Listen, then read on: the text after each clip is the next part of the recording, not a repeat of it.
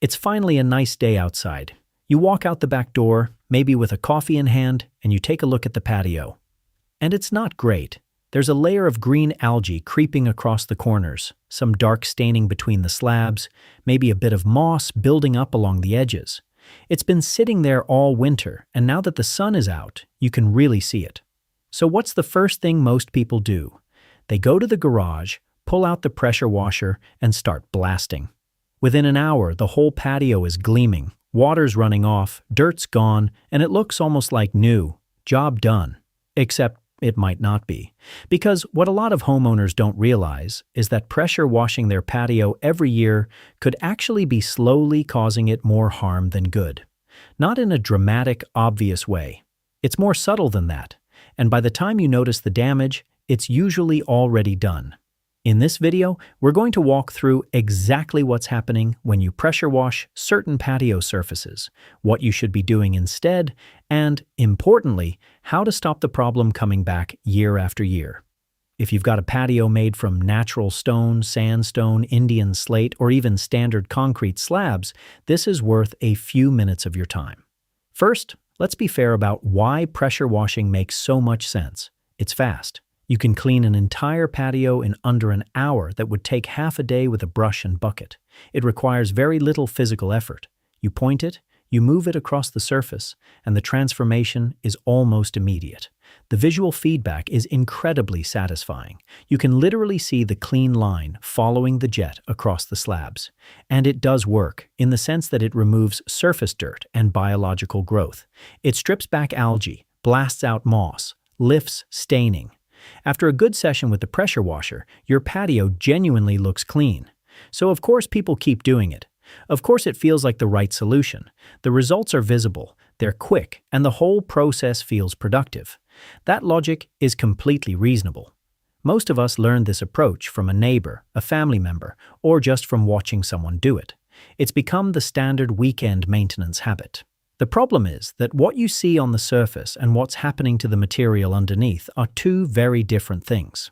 Here's what most people don't think about. When you fire a high-pressure jet of water at a patio surface, especially softer natural stones like sandstone or limestone, you're not just cleaning it, you're eroding it. The surface of these materials has a texture to it, sometimes quite fine. That texture is part of the stone's structure, and over time, high-pressure water gradually strips it away. It's not something you'll notice after one clean. But do it every spring for 5 or 6 years, and the surface starts to become rough and pitted in a way it wasn't before. And once a surface becomes rougher and more porous, it actually becomes much easier for algae, moss, and dirt to take hold again. So, ironically, the more aggressively you clean it, the faster it gets dirty. There's also what happens to the jointing between slabs. Most patios are either mortared or filled with a jointing compound or kiln-dried sand. High-pressure water is very effective at eroding that material out of the gaps. Year after year, the joints get looser and thinner. Water starts to get down underneath the slabs rather than running off the surface. That moisture sits under there, and over time it causes movement, frost damage in winter, and the kind of gradual sinking and shifting that's genuinely expensive to fix. For certain surface types, particularly softer stone, the pressure washer can also leave what looks like a slightly bleached or washed-out finish. The color and character of the stone gets stripped back along with the dirt. It still looks clean, but it starts to look a bit flat and tired over the years. So what should you do instead? The answer, honestly, is a bit slower and a bit less dramatic, but it produces better results long-term. For most patios, a low-pressure rinse combined with a dedicated patio cleaner and a stiff brush is enough to remove the vast majority of surface growth and staining. You dilute the cleaner according to the instructions, apply it across the surface, leave it to dwell for 15 to 20 minutes, then work it in with a brush and rinse off. It's not as instantly satisfying as a pressure washer, but you're cleaning the surface without abrading it. If you do want to use a pressure washer, and there are situations where it's appropriate, the key is using a surface cleaner attachment and keeping the pressure well below the maximum setting.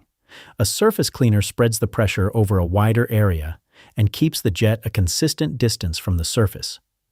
It dramatically reduces the risk of concentrated damage. And keeping the machine on a lower setting, particularly for stone surfaces, makes a significant difference. You want enough pressure to assist the cleaning, not enough to strip the surface. For particularly stubborn staining or heavy moss growth, there are specialist biological treatments available that break down the growth over time rather than blasting it off. They're effective, and they don't harm the material. Here's something worth thinking about. If your patio keeps getting covered in moss and algae year after year, that's not just bad luck. It's usually a sign of something else going on. Moss and algae thrive in damp, shaded conditions. If your patio gets very little direct sunlight, if water tends to pool or drain slowly, or if there are areas where debris collects and stays wet, fallen leaves, soil, plant matter sitting against the edges, then your patio is giving biological growth exactly the conditions it needs. Cleaning the surface removes what's visible. But if the underlying conditions stay the same, you'll be back in the same position next spring. This is why some patios seem to need cleaning every single year, while others stay relatively clear. The difference usually isn't the cleaning method, it's drainage, sunlight, and air circulation. The good news is there are practical things you can do to genuinely reduce how quickly your patio deteriorates. Keep the surface clear of debris regularly. Fallen leaves and organic matter sitting on stone create damp patches and feed biological growth. This is especially important in autumn. A quick sweep every week or two during that period makes a real difference. Make sure your drainage is actually working. If water sits on the surface after rain rather than running off, that's a problem worth addressing properly. It might be a blocked drain. It might be a leveling issue. It might be that the fall of the patio has shifted slightly over time. Maintain your joints.